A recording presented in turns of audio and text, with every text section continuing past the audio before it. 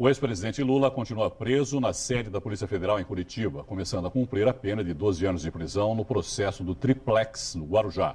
Para falar sobre toda essa situação e o que pode acontecer nos próximos dias, eu recebo o coordenador do curso de Direito da Unisanta, professor Fernando Acauí, e também o advogado e professor da Unisanta, Luciano Pereira. Acauí, boa noite. Boa noite, Luciano, boa noite. Obrigado mais uma vez aos dois por participarem conosco aqui. Boa noite, Irineu. Quando a pena começa a ser cumprida, o que acontece com o processo? Ele continua tendo um andamento normal? Qual é o procedimento daqui para frente, mesmo no caso o ex-presidente já estando preso? No caso da execução provisória, o processo tem o seu trâmite natural, normal, para apreciação dos recursos ainda cabíveis, mas a pessoa que inicia, o sentenciado, que inicia o cumprimento da pena, começa a cumprir uma pena como se ela fosse definitiva, com todos os direitos que um sentenciado que inicia, já com trânsito julgado a sua sentença, inicia o cumprimento. Quer dizer, o caminho natural desse processo agora é ir para o STJ, é isso? Sim, Sim. Irineu, exatamente. Em princípio, a estratégia da defesa, depois de eventualmente interpor os embargos dos embargos no TRF4, provavelmente vai buscar... Esse embargo dos embargos acaba com qualquer tipo de outro tipo de embargo ou não? Porque eu já vi que é meio de infinito. Embargos dos embargos, dos embargos, dos embargos, dos embargos, e se quiser isso fica para o resto da vida, é mais ou menos isso ou não? Não é bem assim, né? Também está saindo aí umas fake news nesse sentido. Eu estou comentando com vocês porque vocês são conhecedores do assunto. E eu já vi gente falando isso, por exemplo, e pessoas conhecedoras do assunto, por exemplo, em entrevistas. É pouco provável que se processe. Quer dizer, o embargo dos embargos agora está encerrado. Aí, definitivamente, não cabe mais nenhum tipo de recurso do TRF4. Em tese, se a gente fosse verificar a legislação na sua clareza, na sua interpretação literal, nem embargos de embargos caberia, né? Os embargos... Que o próprio tribunal já considera protelatório, né? E normalmente recusa, é isso que acontece. Exatamente. Agora, claro, o que pode, eventualmente, que foi o caso recente aqui do Carandiru, que o STJ anulou, para dizer o seguinte: olha, os embargos de declaração não enfrentaram os temas que estavam lá nos embargos. É diferente, né? Mas não um embargo para supostamente aclarar aquilo que não ficou claro nos embargos, que já tinha a finalidade de aclarar uma determinada decisão. E nesse caso foi diferente porque foi unânime a decisão, né? Há uma diferenciação no caso dos embargos, quando é unânime e quando não é unânime, não é isso? Não nos embargos de declaração, né? Isso cabe independentemente da decisão ter sido tomada por unanimidade ou por maioria de votos. Aí o que nós estamos falando é de embargos infringentes. Né? É um recurso é um outro recurso exclusivo da defesa.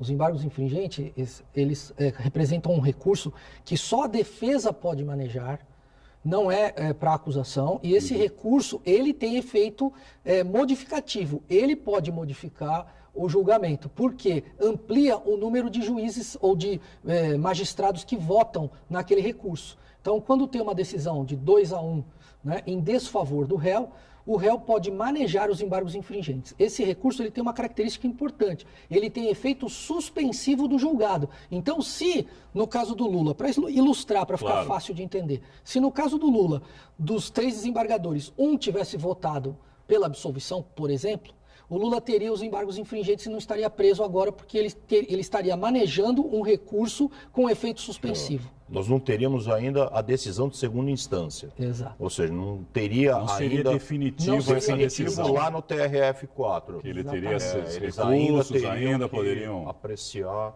esse recurso. Bom, o Supremo Tribunal Federal pode rever a prisão após condenação em segunda instância. Há uma reunião marcada para essa quarta-feira lá no Supremo e criou-se aí agora uma grande expectativa em relação a isso. Inclusive, uma coisa curiosa que a gente ficou sabendo hoje em relação ao PEN, que é o Partido Ecológico da Nação, que talvez muitas pessoas nem conheçam, mas existe, né, esse Partido PEN, que entrou com uma liminar no Supremo pedindo para uma revisão em relação à condenação em segunda instância. E agora o presidente do PEN veio a público dizer que ele quer retirar essa liminar. Que não pode. Que não pode, que o Cacai, né, que é o advogado, ele ia ser destituído, não sei se já foi destituído. Pode destituir. Mas mesmo sendo destituído, não há possibilidade de voltar atrás, porque é uma ação de... É uma ação direta de inconstitucionalidade. De inconstitucionalidade, exatamente. Qual é a expectativa de vocês em relação a isso? Quer dizer, caso haja uma votação em relação a isso, pode reverter a situação do caso ex-presidente Lula, né? Só rapidamente, né? A ADIM é uma ação em que se discute, né, a constitucionalidade ou não de um determinado dispositivo, ou melhor, a inconstitucionalidade de um determinado dispositivo. Nesse caso, não vige o princípio da disponibilidade, o que significa dizer o seguinte: uma vez que você propôs a ADIM apontando uma determinada inconstitucionalidade na lei, não há mais como voltar atrás. É diferente de uma ação em que um particular... Que você vai lá e colocou, não, peraí, devolve aqui, desistir. Eu me arrependi. Porque pode, né? Isso processualmente e normalmente, né, no processo civil, a parte pode eventualmente, até um determinado momento, até mesmo sem a concordância da outra parte, desistir daquele recurso. Todavia, não quando você está discutindo constitucionalidade ou inconstitucionalidade de uma lei nessa chamada ação de rito concentrado, ou seja, que vai valer erga omnes para todo mundo. Todo mundo. Né? Então, a partir de agora, é como se o tribunal tivesse avocado para ele aquela questão. Não tem dono aquilo. Então, não é o PEN que vai decidir, né, mais sobre aquela ação. A partir da provocação do Supremo Tribunal Federal para se pronunciar sobre aquilo, então o PEN não tem mais o domínio desta ação. Então ele pode querer desistir, mas isso não vai acontecer, e a jurisprudência do STF é uníssona nesse sentido. O que pode acontecer amanhã? Quer dizer, existe a possibilidade de não ser analisado, por exemplo, isso? Existe.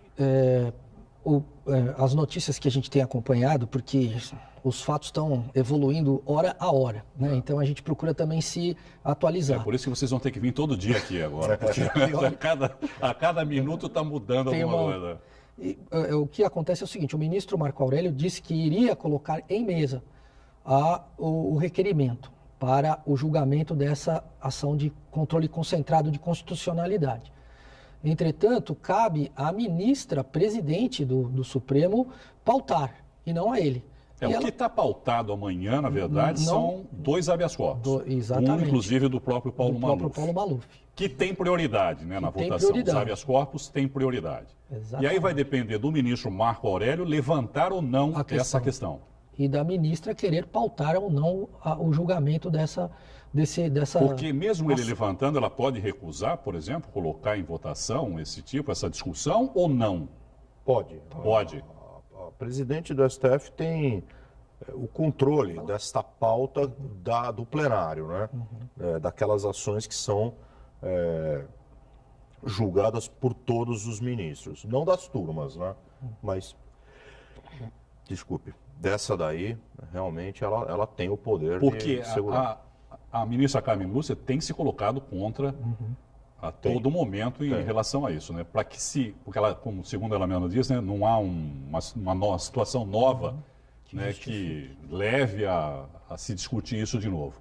Mas o ministro Marco Aurélio, por outro lado, tem insistido de que isso seja votado. Quer dizer, caso vá à votação, à discussão, há a possibilidade de reverter ou não.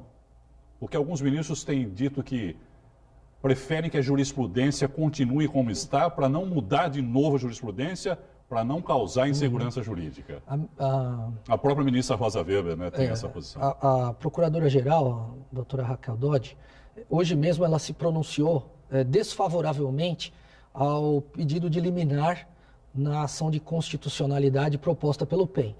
De constitucionalidade. Desculpa, eu falei inconstitucionalidade, na verdade é de constitucionalidade. Se é constitucional ou se é ou não constitucional.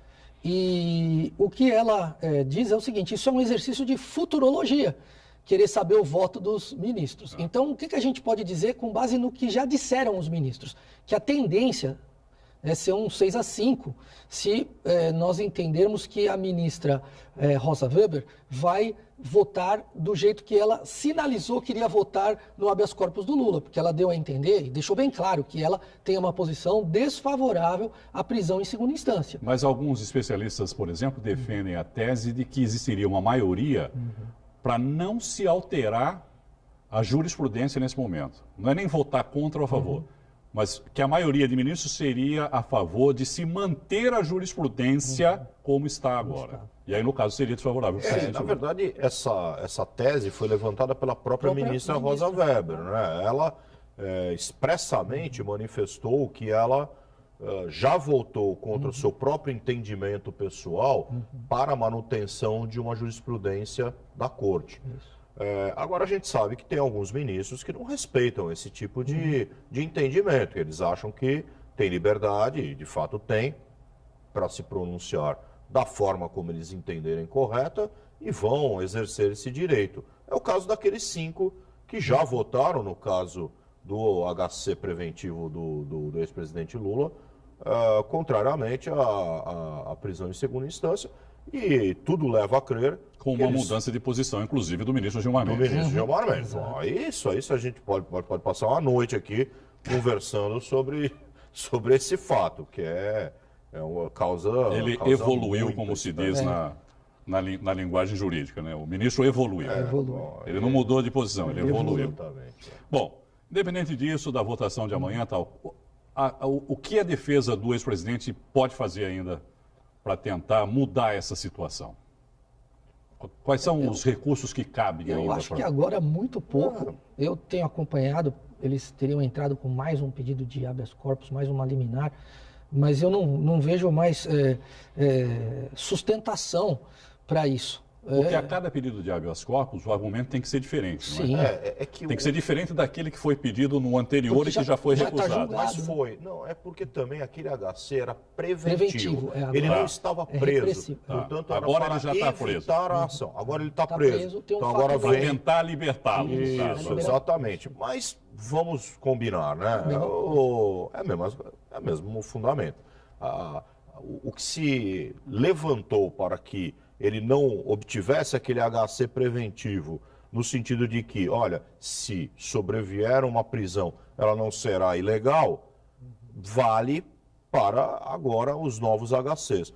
O que não significa que a defesa não entrará com esses recursos. Vai entrar.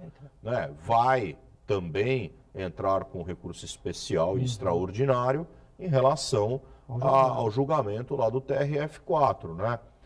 Mas é bom a gente sempre lembrar, deixar o nosso ouvinte bem esclarecido, que os tribunais superiores lá em Brasília, né, o STJ, o STF, no caso das ações trabalhistas, o TST, eles não decidem em matéria de fato. Né? Então, a questão relativa, se o apartamento era do Lula ou não era, se tem prova, se a não prova analisam é robusta, provas mais, né? Não analisa a prova. A análise, na verdade, é se houve algum erro no processo, é isso? Exato, ou se tem se a prova houve violação frontal a algum dispositivo legal ou constitucional. Né? Mas a questão fática, de fato, aquilo já está decidido em última instância pelo TRF4. O que pode acontecer, então, é o quê? O processo retornar para uma instância inferior, caso, por exemplo, Isso chega no STJ. Uma anulação do Sim, processo. chega no STJ. Olha, houve um erro no processo. Isso. Ele retorna para onde? Para a primeira instância ou para a instância anterior? Se houve um erro de processo, isso pode gerar uma anulação do processo. E aí zera que tudo. Não necessariamente. Pode a partir do momento em que ocorreu aquela nulidade. Que vamos dar um exemplo.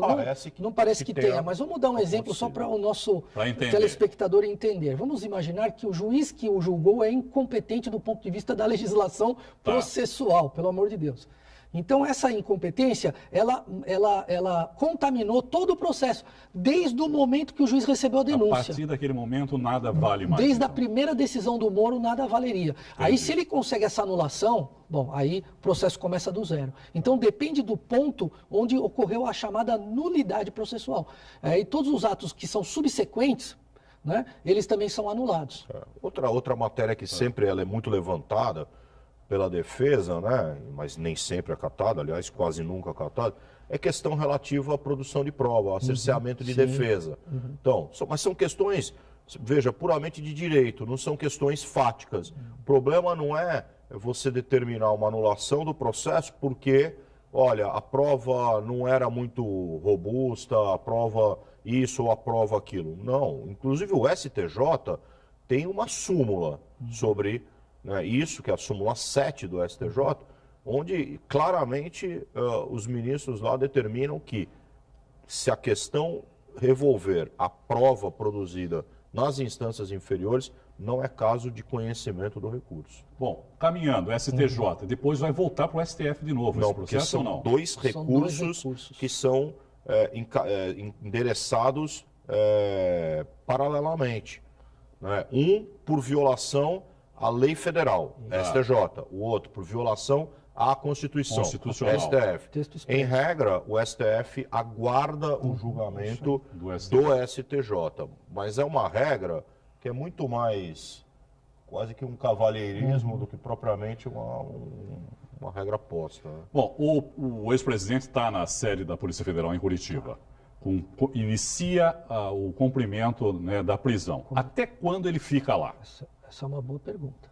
Ele começou no dia 7, o cumprimento da pena dele, e, em princípio, já iniciou a execução penal, porque já foi expedida a guia de execução, já há despacho da juíza da Vara das Execuções, inclusive o despacho de hoje proibiu visita dos governadores de estado que tinham agendado. O Roberto Requião tinha solicitado, né, para visitar e foi 4 negado. ou 5 governadores do estado de Pernambuco também, e o pedido foi negado porque a juíza entendeu que não havia sentido, não tem justificativa jurídica legal para conceder para o réu regalias ou privilégios que não foram previstos e que não estão fora da disciplina de visitas da carceragem da Polícia Federal.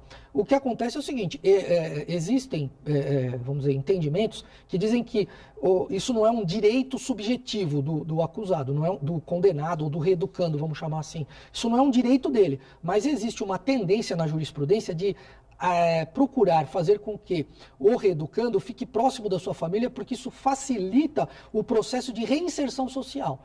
Agora, eu não sei se eles vão aplicar esse entendimento em relação ao Lula. Aplicaram hoje em relação ao ex-governador do Rio de Janeiro. Que estava no Rio, foi para Curitiba e agora devolveram ele para o Rio de Janeiro. Exatamente. Uma outra questão que eu me levantei até... O ex-presidente, por exemplo, não tem curso superior. Não. E aí, nesse caso...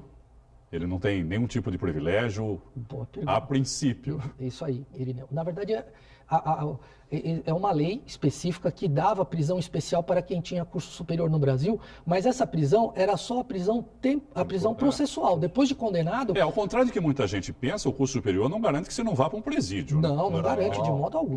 No final das contas, vai todo mundo para o presídio. Vai todo mundo para o presídio. Ou seja, até que haja condenação, né? Você tem direito lá a uma sala especial enquanto está Enquanto a prisão é cautelar. Cautelar não é definitivo ainda. Isso.